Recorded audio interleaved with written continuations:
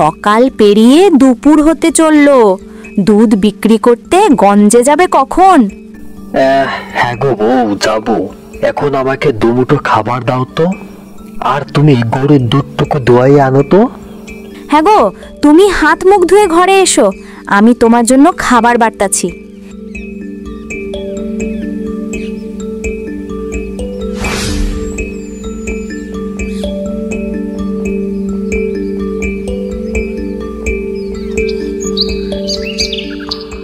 এই নাও দুধটুকু, গঞ্জ নিয়ে বিক্রি করে আসো তো দেখি। হ্যাঁ হ্যাঁ বউ, দুধটুকু দাও তো দেখি। মনে হচ্ছে আজকে একটু বেশি বেলা হয়ে গেছে।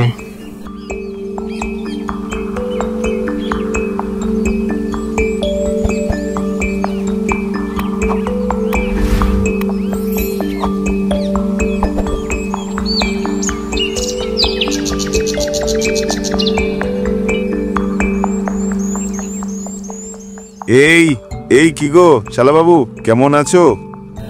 আলহামদুলিল্লাহ, আল্লাহ রাখছে ভালো। তা দুলা ভাই, আপনি কেমন আছেন? আলহামদুলিল্লাহ, আল্লাহর অশেষ রহমতে তোমার বোনকে আর ভাগ্নেদেরকে নিয়ে অনেক ভালোই আছি। তা কি ব্যাপার, তুমি আমাদের বাড়িতে বেড়াতে যাও না? অনেক দিনই তো হয়ে গেছে, আমাদের কথা না হয় না মনে পড়লো। তা তোমার বোনকে কি মনে পড়ে না শালা বাবু? হ্যাঁ দুলা ভাই, আপনি যে কি বলেন, আপনাদের কথা মনে না পড়ে কি আর উপায় আছে? আপনি আমার সকল বিপদ আপদেই আমার পাশে থাকেন সব সময়।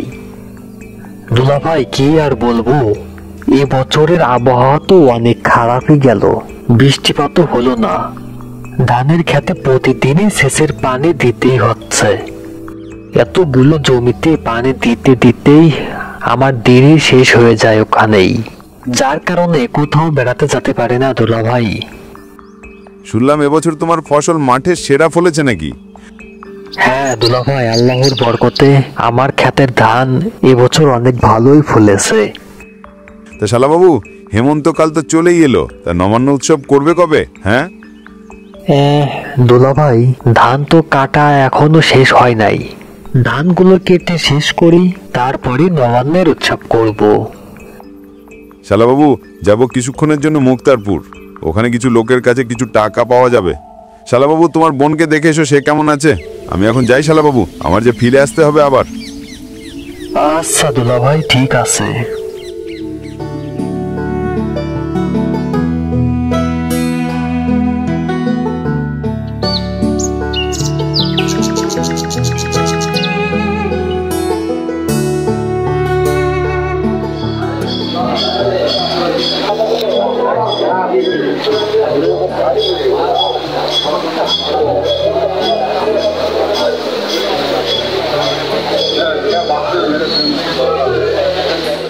রিমন ভাই, আজ যে তুমি এত দেরি করলে, কারণ কি রিমন ভাই?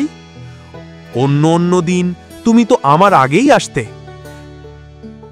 আর বলো না রফিক মিয়া, গঞ্জে আসতে সময় বন জামাইয়ের সাথে দেখা, তার সাথে কথা বলতে বলতেই আরো দেরি হয়ে গেল।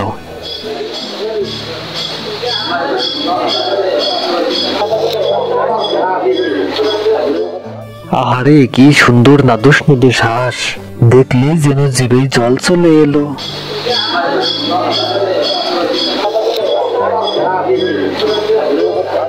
রিমন ভাই, তুমি তো আর হাঁস কিনে খাবে না, শুধু দেখেই যাবে? না রে ভাই রফিক, হাঁস এবার কিনা লাগবে নেই, যা দেখতাছে। দেখতে দেখতেই তো হেমন্তের নবান্নকাল চলে এলো, ধান কাটা ধুমো তো পড়ে গেছে, তা নবান্ন উৎসব করতে হবে যে। তাই তো রিমন ভাই, আমি তো এ কথা ভুলেই গেছিলাম, সবাইকে নেমন্তন্ন করে খাওয়াতে হবে। হ্যাঁ ভাই রফিক, হেমন্তের নবান্ন উৎসব মানেই তো নতুন ধানের নতুন পিঠাপুলি খাওয়ার ধুম।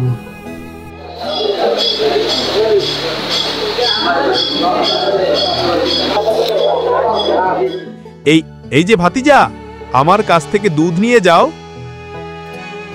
না চাচা, আমি তোমার কাছ থেকে দুধ নিব না। মা বলেছে রিমন চাচার কাছ থেকে দুধ নিতে।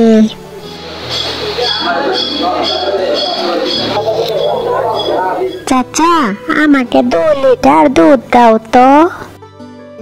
হ্যাঁ হ্যাঁ ভাতিজা, এই তো দিচ্ছি। ভাতিজা, এই নাও দুধ।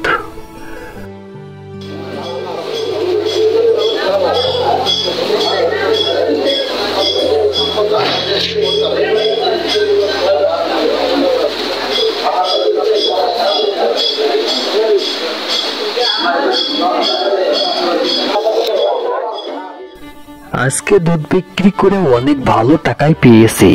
যাক, আজকে অনেক বাজার করতে পারবো। আজকে বড় দেখে একটা মাছ কিনবো। এমনিতেই অনেকদিন বড় কোনো মাছ খাওয়া হয় না। বড় মাছ দেখলে বউ নিশ্চয়ই অনেক খুশি হবে। যাই, এখন বড় দেখে একটি মাছ কিনে নিয়ে আসি, তারপর কাঁচা বাজার করব। ও দাদা, আমাকে এই মাছটা ওজন দিয়ে দাও তো দেখি।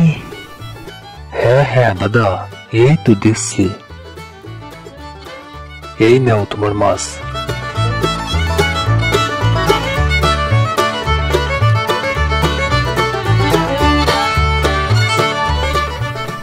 আজকে দুধ বিক্রি করে অনেক টাকারে বাজার সদাই করতে পারলাম। প্রতিদিনই যদি এরকম দামে দুধ বিক্রি করতে পারতাম, তাহলে আমার আর এত কষ্ট করে দিন কাটাতে হতো না।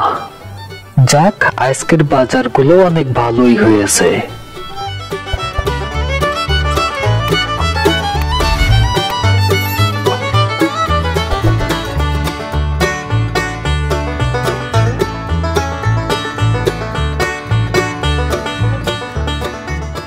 বউ, এই দেখো, আজকে অনেক বাজার করে এনেছি। হ্যাঁ গো, তুমি এতগুলো টাকার বাজার করে আনলে যে, তা দুধ বিক্রি করে এতগুলো টাকা কি হয়েছিল, নাকি আবার বাকি ফেলে এসেছো? হ্যাঁ গো বউ, আজকে অনেক ভালো দামে দুধ বিক্রি করতে পেরেছি। তুমি আর কথা বাড়িও না তো, এখন বাজারগুলো রাখো আর আমাকে দুমুঠো খাবার দাও। আমি খাবার খেয়ে ক্ষেতের দিকে যাব। হ্যাঁ, তুমি বাজারের ব্যাগটা আমার কাছে দিয়ে হাত মুখ ধুয়ে এসো।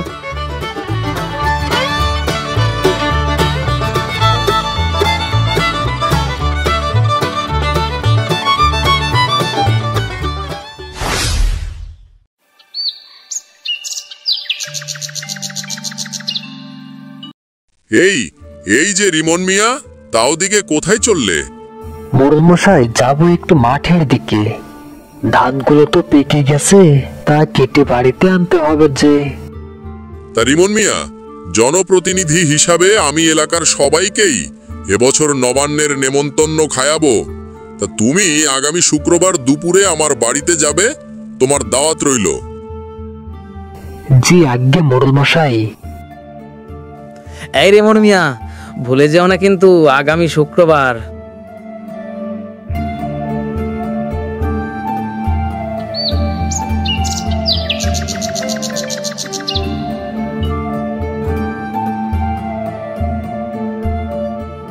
বুঝলে কালু, এবছর কিন্তু এলাকার প্রত্যেককেই ভালো করে নেমন্তন্ন খাওয়াতে হবে।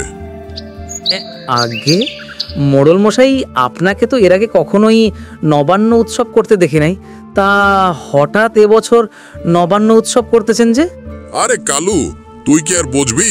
তুই তো শুধু খাস আর আমার পিছে পিছেই ঘুরে বেড়াই, তাছাড়া তার কিছুই করিস না। আর কিছুদিন বাদেই নির্বাচন, তোর কি তা মাথায় আছে রে কালু? হ্যাঁ, এতদিন মেম্বার নির্বাচন করছি, কাউকে কিছুই খাওয়াইনি। আগামীতে চেয়ারম্যানই নির্বাচন করব, তাই এলাকার প্রত্যেককেই একটু শক্ত করে হাত করে নিচ্ছি রে কালু, বুঝলি? জি আজ্ঞে মোড়ল মশাই।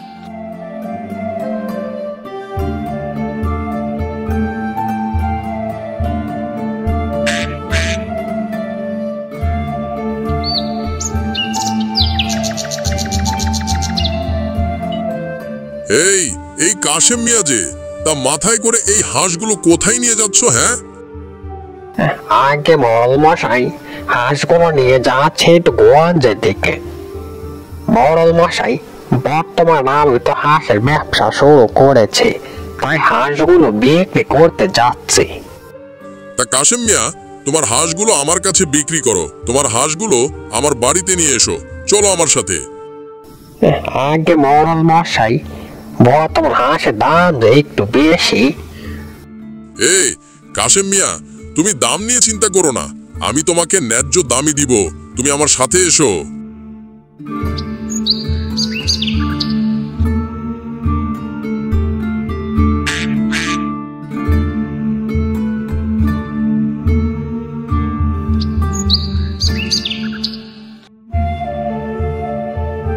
এই যে রিমন ভাই, তোমার ধান তো পেকে গেছে, তা কাটবে কবে?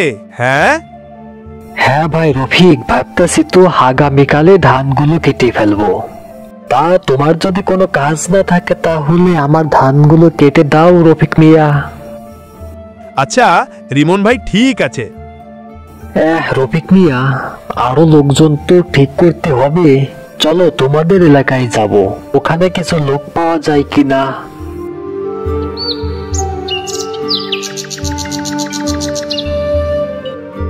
রিমন ভাই, তোমার ধান কিন্তু এবছর সোনার মতো ফলেছে। আল্লাহ দিছে আমায় রফিক মিয়া পরাণ বইরে, সবই আল্লাহর বরকত।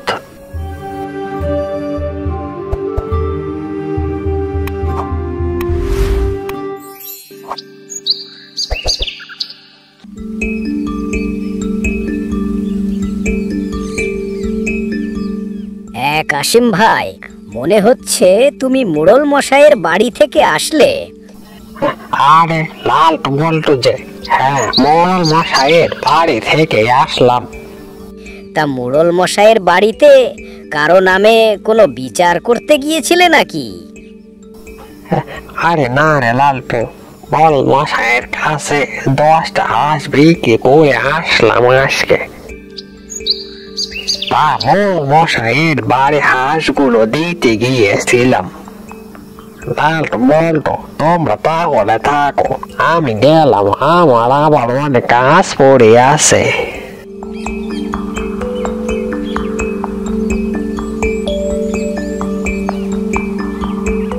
কিরে বল্টু, কি বুঝলি? লালটু ভাই, আমি যা বুঝেছি তুমিও কি তাই বুঝেছ? তাই যদি বুঝো তাহলে আজ রাতেই। এই না হলো আমার ভাই, তুই তো আমার মতোই হয়েছিস রে বল্টু, সংক্ষেপেই সবকিছু বুঝে যাস। দেখতে হবে না কার ভাই, সবাই বলে চোরে চোরে মাস্তাতো ভাই, আর আমরা বলি চোরে চোরে চোরে চোরে আপন ভাই। বল্টু চল, এখন আমরা বাড়িতে গিয়ে প্রস্তুতি নেই।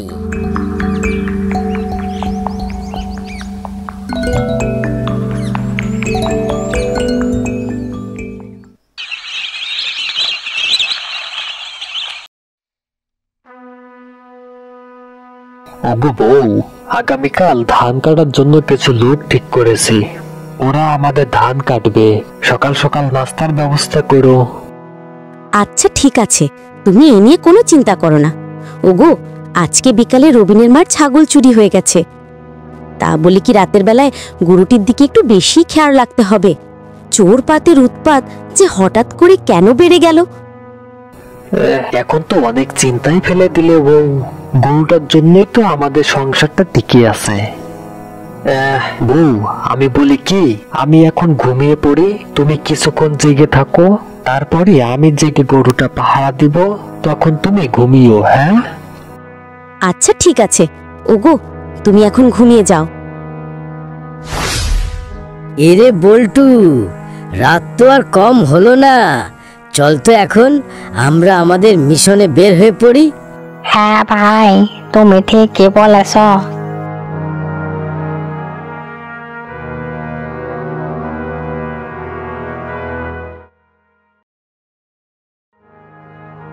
কিরে বল্টু, দেওয়াল টপকাতে পারবি তো? হ্যাঁ, নাকি আবার পড়ে যাবি? ভাই, আমি তো কখনোই দেওয়াল টপকাই নাই, আজই প্রথম দেওয়াল টপকাবো। আমার মন তো বলে আমি পারবো। তাহলে চল দেওয়ালটা টপকে ভিতরে ঢুকে পড়ি। কিরে বল্টু, আমরা তো অবশেষে মোড়লের বাড়িতে ঢুকেই পড়লাম। এখন চল চারিদিকে ভালো করে খুঁজে দেখতে হবে কি কি আছে নেওয়ার মতো? হ্যাঁ হ্যাঁ ভাই, চলো। এখন বেশি দেরি করা আমাদের উচিত হবে না। বেশি দেরি করলে আবার ধরা পড়ার সম্ভাবনা থাকতে পারে।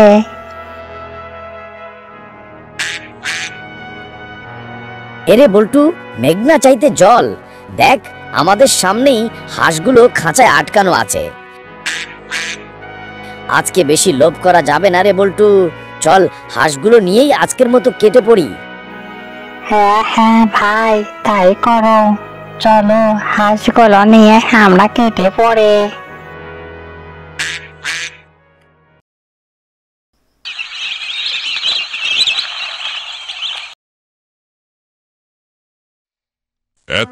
এতগুলো লোক থাকতে আমার বাড়িতে চুরি হয় কি করে? হ্যাঁ, নাকি আবার তোদের ভেতর থেকে কেউ চুরিটা করছিস? সত্যি করে বল। আগে ছিছি মোড়ল মশাই, এ আপনি কি কথা বলছেন? আপনার বাড়ির নুন পানি খেয়ে আমরা আপনার বাড়িতেই চুরি করব? তোরা যদি কেউ এই চুরি না করিস, তাহলে তোরা থাকতে আমার বাড়িতে চুরি হয় কি করে? হ্যাঁ, আগে মডল মশাই সারাদিন এত খাটাখাটনি করে শরীরটা রাতে একদম ছেড়ে দেয় মডল মশাই, তাই একটু বেশিই ঘুম হয়। চোর বেটা যে কখন এসেছিল তাই একদমই আলা পাইনি মডল মশাই। যদি আলা পেতাম তাহলে চোর বেটাকে ধরেই ফেলতাম। আর দারোয়ান সাহেব, তুমি কি করছিলে? হ্যাঁ, তুমি কি রাতে ঠিক করে পাহারা দাও নাকি আবার ঘুমিয়ে থাকো? হ্যাঁ, আগে মোড়ল মশাই, চোর বেটা বাড়ির সামনের গেট দিয়ে প্রবেশ করেনি, এটা আমি নিশ্চিত করে বলতে পারি, কারণ সারা রাত জেগে আমি গেটের সামনে পাহারা দিচ্ছিলাম মোড়ল মশাই। চোর বেটা নিশ্চয়ই আপনার বাড়ির পেছনের দেয়াল টপকে ঢুকেছে। হ্যাঁ দারোয়ান সাহেব, মনে হচ্ছে তুমি ঠিক কথাই বলেছ। চোর বেটা নিশ্চয়ই পিছনের দেওয়ার টুপকে আমার বাড়িতে ঢুকেছিল। এখন শোনো সবাই, আজ থেকে দিনে ও রাতে চোখ কান খোলা রাখবে। আগামীতে কোনো চোর যেন আমার বাড়িতে প্রবেশ করতে না পারে। আগামীতে আমার বাড়িতে যদি কোনো কিছু চুরি হয়, তাহলে তোমাদের মাইনে থেকে চুরির সমস্ত ক্ষতিপূরণ কেটে নেওয়া হবে। কথাটা যেন মনে থাকে সবারই।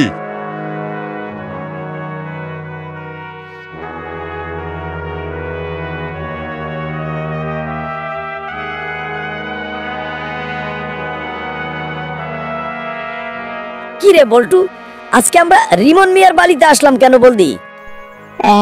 বড় ভাই, আপনি তো আমাকে কিছুই বলেন নাই। আর না বললে আমি জানবই বা কি করে বড় ভাই। তাহলে শোন বল্টু, আজকে আমরা রিমন মিয়ার গরুটা চুরি করব। ছোটখাটো জিনিসপাতি চুরি করে আমাদের আর পোষাচ্ছে না রে, বুঝলি?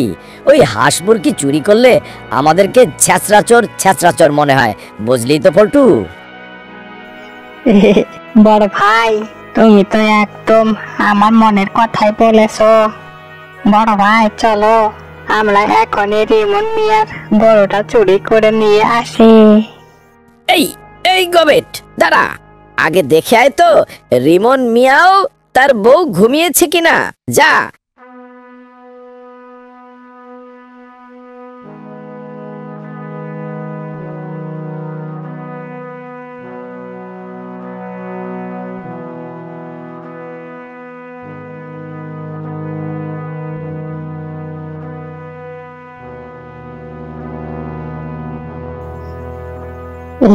বড় ভাই, রিমন মিয়া ও তার বউ ঘুমিয়ে একদম কাদা হয়ে আছে। তাহলে চল বল্টু, আমরা এখন রিমন মিয়ার গোয়াল করি ফাঁকা।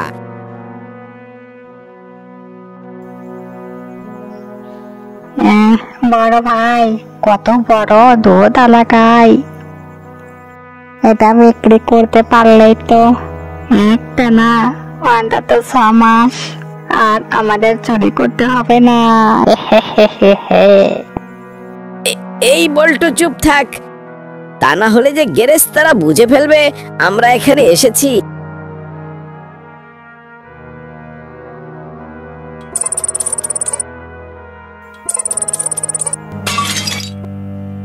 এরে বল্টু, আমাকে নামা, দেখ আমি উল্টো হয়ে গেছি।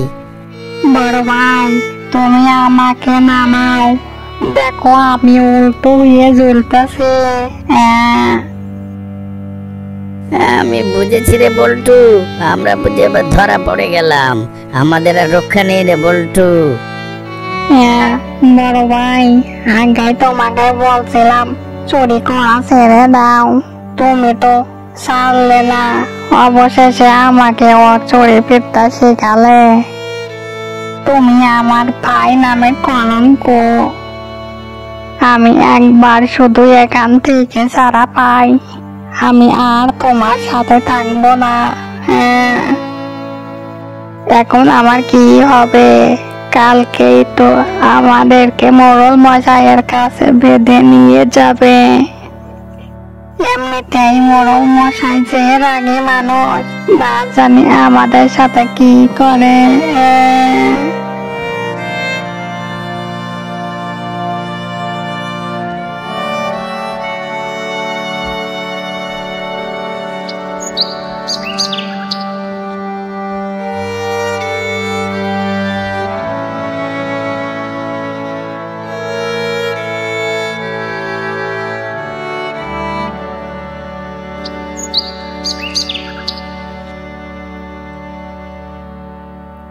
তাহলে তোরাই সেই চোর, তাই না, যে কিছুদিন আগে আমার বাড়ি থেকে 10টা পাতিহাঁস চুরি করে নিয়েছিলি আর গতকাল রাতে আমার বাড়ির আশেপাশে ঘোরাঘুরি করছিলি, কিন্তু আমার লোকজন জেগেছিল বলেই তোরা আমার বাড়িতে ঢুকতে পারিস নাই। হ্যাঁ মোড়ল মশাই আমাদেরকে এবারের মতো ক্ষমা করে দেন। মোড়ল মশাই, আমরা আর কখনোই এমন কাজ করব না, আমরা যদি মরেও যাই তবুও চুরি করব না মোড়ল মশাই। চুপ বেটা চুপ, একদম কথা বলবি না তোরা। তোদেরকে রিমন মিয়া ধরতে না পারলে তো তোরা এই গ্রামের সবার বাড়িতেই চুরি করতি। আজকে তোদেরকে শাস্তি পেতেই হবে। আর রিমন মিয়া, তুমি একটা দারুণ কাজ করেছো, তাই চোর ধরার পুরস্কার স্বরূপ আমি তোমাকে কিছু টাকা পুরস্কার দিব। তুমি এই টাকা দিয়ে তোমার আত্মীয় স্বজন দিয়ে হেমন্তের নবান্ন উৎসব করো। বলতেই হয় রিমন ভাই, তোমার কি কতাল। হ্যাঁ, চোর ধরে 5000 টাকা পুরস্কার পেয়ে গেলে। হ্যাঁ, শুধু দেখলেই হবে? হ্যাঁ, পেছনে খরচা আছে। বন্ধুরা, এই গল্পটি থেকে কি শিখলে? এই গল্পটি থেকে শেখা গেল, আমরা যখন আমাদের চলাফেরার সাথী বা বন্ধু নির্বাচন করব, তখন বন্ধুর চারিত্রিক গুণাবলী জেনে তাকে বন্ধু নির্বাচন করব। বন্ধু যদি চোর হয়, তুমি ধরে নাও নিশ্চিত তুমিও চোরই হবে। তাই বলছি, সঠিক বন্ধু নির্বাচন করো। বন্ধুরা, গল্পটি ভালো লাগলে লাইক, কমেন্ট ও সাবস্ক্রাইব করতে ভুলো না। সাবস্ক্রাইব করার জন্য ধন্যবাদ সবাইকে।